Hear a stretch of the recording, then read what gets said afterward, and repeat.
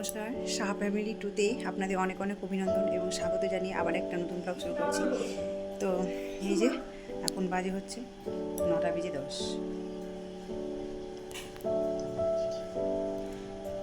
তো এখনই সবাই ঘুম থেকে উঠলো। আসলে তো সৌভিকের স্কুল পরীক্ষা শেষ হয়ে গেছে, আবার নতুন করে একটা নতুন অধ্যায় পড়া শুরু হবে। তো দুদিন থেকে টিউশন যায়নি, সেজন্য নতুন পড়া শুরু করবে।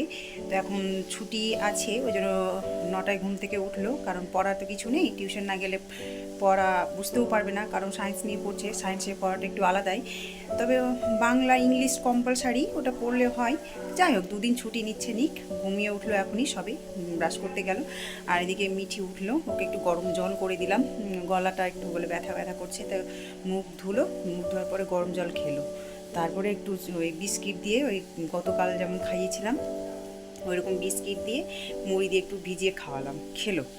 আর গরম জল তো খেলাম, গলায় একটু সেঁক দেওয়া হলো।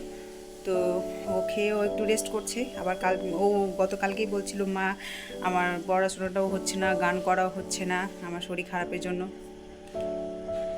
তো যাই হোক, শরীরটা সুস্থ হোক, তারপরে গান করা আছে, তাই না? তো এই যে আমি ঘর বিছানা টিছানা পরিষ্কার করলাম, বিছানা তুললাম, এই যে পরিষ্কার পরিচ্ছন্ন করে রেখে দিলাম। জানলাটা খোলা হয়নি, জানলাটা খুলবো। এই দিকে জানলা খোলা হয়েছে, এটা আসলে ঘুম থেকে উঠেই জানলা খুলেনি। আর ঘর ঝাড় দিয়ে ডাইনিং মুছি আর রান্নাঘরটা মুছি। যদিও রাত্রে রান্নাঘর মুছেই রাখি, তবু সকালবেলা মুছি। খারাপ লাগে একটা এই কারণে যে আরশোলা টিকটিকি কত কি ঘোরাঘুরি করে, আবার খাবার রান্না করব, তো মুছে নেওয়াই ভালো। সেই জন্য মুছে নিই, মুছে রান্না বান্না করতেও ভালো লাগে। আর এই দেখুন আজকে কি সুন্দর রোদ দিয়েছে। কয়েকদিন মেঘলা আকাশ, তারপরে বৃষ্টি হলো, বৃষ্টিতে ভালোই লাগে না, রাস্তাঘাট খুব খারাপ অবস্থায় থাকে। তো যাই হোক, আজকে ভীষণ রোদ দিয়েছে, ভালো লাগছে, ভীষণ একটা দিন, আনন্দও লাগছে, মনে হচ্ছে পুজো পুজো ভাব, পুজো তো চলেই আসলো। তো যাই হোক, তো সব মিলিয়ে দিনটা আজকে এইভাবে শুরু করলাম। তো চলুন দেখতে থাকুন আমার এই সম্পূর্ণ ভ্লগ সারাদিন। আর আমার ইউটিউবের পরিবারের সদস্য প্রায় 17 জন হয়েছে, আমাকে কমেন্টও করে, লাইকও করে, ভালোও লাগে। আমার পরিবারের সদস্য হয়েছে, আমিও তাদের পরিবারের সদস্য হচ্ছি আর কি। তো যাই হোক, খুব ভালো লাগছে। আমি যে ভালোবাসা পাচ্ছি এবং ভালোবাসা দিতে পারছি, এটাই আমার কাছে অনেক অনেক। আমার মা বাবা যদিও নেই, আমার দাদাবাবু দিয়েছে। সবাই ভালোবাসে, বাবা মা থাকলে তার একটা আনন্দ অনুভূতিটা বেশি হয়। আমার মেয়ে যেমন মাঝে মাঝে মন খারাপ করে বলে যে দাদু দিদার একটা পোশাক বা কিছু পুজোতে পেলে খুব ভালো হয়। সেটা সবারই চায়, আমারও মন চাই। কথা বলতে বলতে চোখ দিয়ে জল চলে আসছে। তো যাই হোক, ভাগ্যে না থাকলে কিছু করার নেই, আমি যেটা দিই সেটাই পাই। আজকে আমার মা বেঁচে থাকলে হয়তো অনেক আনন্দ পেত।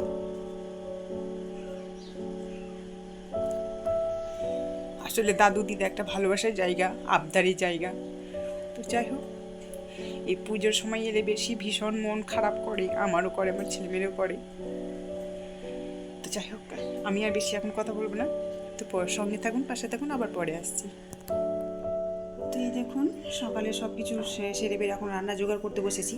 তা আজকে রান্না হবে ভিন্ডি ভাজা আর এই যে কচু ভাজা। কচু গোল গোল করে কেটে নিয়েছি, আমাকে কচু ভাজা গোল গোল ভালো লাগে, আমাকে চিপসের মতো করে। তো কচু ভাজা হবে, ভিন্ডি ভাজা হবে, আর এখানে মিশানো সবজি হবে একটা, এই যে আলু, পুঁই ডাঁটা, বেগুন, পেঁপে আছে, পটল, আর এখানে কেটে রেখেছি পটল বেগুন, আর একটু কচু দেব। তো সব মিলে একটা মিশানো সবজি হবে। আর এই যে এই ভাজা হবে, আর হবে মসুর ডাল। আর মিটিকে একটু নিয়ে যাব চুল কাটাতে, একটু জ্বর সেরেছে, আর চুল না কাটালে ভালোও লাগবে না। সামনেটা জামা টামা পরবে তো খারাপ লাগবে দেখতে। তো সামনে চুলটা একটু লক্স করে আসি, ভালো লাগবে। তো চলুন দেখতে থাকুন। এইদিকে রান্না জোগাড় করে এসে দিয়ে তারপরে আমি এসেছি, ওই যে মিটিকে বললাম না যে চুল কাটাতে যাব।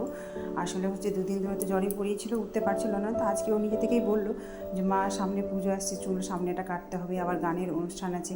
গানের অনুষ্ঠান বলতে পঞ্চমীর দিন মা দুর্গার সামনে ফিতে কাটা হয়। আর আমার মেয়ে গান শেখে, তো সেই জন্য সেদিন গান হয় আর কি, গান করে। তো সেই জন্য আজকে সময় হলো, তো রিমির মুখে একটু সকাল থেকে সুস্থ আছে, হেঁটে চলে বেড়াচ্ছে, সকাল থেকে একটু খেয়েছে, দিয়ে ও যখন বললো সেই জন্য বললাম যে চল তাহলে চুল কাটিয়ে নিয়ে আসি। আর এই দেখুন চুল কাটাতে এসেছি, তো চুল কাটা হয়ে গেল, তারপরে এখন যাব বাড়ি। আর রাস্তার ধারেও একটু মানে সুস্থ হলে যা হয়, আর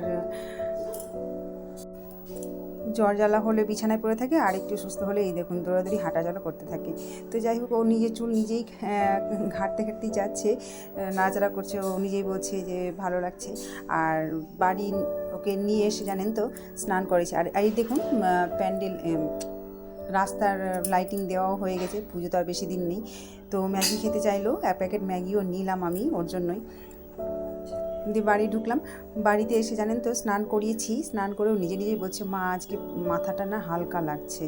তো যাই হোক, স্নান 2 দিন করিনি, আর চুল কেটে শ্যাম্পু করিয়ে দিলাম, ওই জন্য বোধহয় মাথাটা হালকা লাগছে, ওকে একটু ফ্রিও লাগছে। তো নিজে থেকেই বললো যে আজকে হালকা লাগছে আমাকে। তখন আমি কথা বলতে বলতে চোখ দিয়ে জল এসছিলো, কিছু মনে করবেন না আপনারা, কারণ হচ্ছে মানুষ আবেগেই চোখে জলটা চলে এসেছিলো আমার। আসলে ভালোবাসার জায়গা হচ্ছে মা আর বাবা, সেটাই যদি না থাকে তো মানুষের ভালোবাসা যেন সবার কাছে পেয়েও পায় না, এরকম মনে হয়।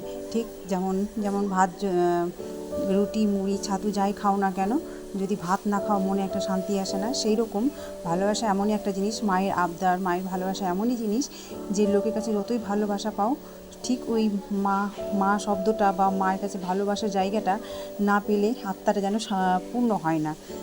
সেই জন্য কথা বলতে বলতে চোখ দিয়ে জল গড়িয়ে এসেছিলো। আসলে কি বলুন তো, এই পুজোর সময় আমার ছেলে মেয়ে দুজনেই বলে যে আমার দাদু দিদা বেঁচে থাকলে হয়তো আমি ওখানে কত না আবদার আর ভালোবাসা পেতাম। আসলে অবশ্য যেটা আমার হয়নি সেটা আমার ছেলে মেয়ের বা কী করে হবে বলুন। তো সেটাই আমি মুখ বুজে সহ্য করি যাই আর কি। দাদা বউ দিয়েছে, যথেষ্ট ভালোবাসা দেয়, আদর যত্ন সবটাই করে, তবু ওই যে দাদু আর দিদা আর আমার মা আর বাবা। তো যাই হোক, আমি মিটিকে স্নান করানোর পরে রান্নাও বসে দিয়েছি। আর তাছাড়া ওই যে ম্যাগি খেতে দিয়েছিলো, ম্যাগি দিলাম, ম্যাগি খাচ্ছে। তো ওইদিকে আমার ডাল সিদ্ধ হয়ে গেছে, আর ভাত চলছে, আর সবজিও হয়ে এসেছে। আসলে কি বলুন তো, ভালোবাসা শব্দটা ছোট, কিন্তু এর বিশাল একটা জায়গা জুড়ে আছে, তাই না? আমি ভুল বললাম কি? তো রান্না আমার প্রায় মোটামুটি হয়ে এসেছে, কচু ভাজাও হয়ে গেছে, আর একটু আলু ভাজা করেছিলাম, সবাই আলু রুটি দিয়ে খাবে সেই জন্য। তো যাই হোক, আলু ভাজা হয়েছে, কচু ভাজা হয়েছে, ভিন্ডি ভাজাটা বাকি ছিল সেটা দেখালাম, ডাল সিদ্ধ হয়েছিল, ডালটা ছুকাবো। আর এদিকে মিঠি আমাকে বললো যে আমি খেতে পারছি না, তুমি খেয়ে নাও। আমি যে একটু খেয়েছি বলছি এবার তোমার হাতে খাবো, তুমি একটু খাইয়ে দাও। তো যাই হোক, ওকে একটু খাইয়ে দিচ্ছি, আর যেটি রেখেছে বাকিটা আমি খেয়ে নেবো। সকাল থেকে একটু শুধু চা খেয়ে আছি। তো ব্লগটা আমি এখানে শেষ করছি, আজকের মতো টাটা। তো আপনারা ভালো থাকবেন, সুস্থ থাকবেন, নমস্কার।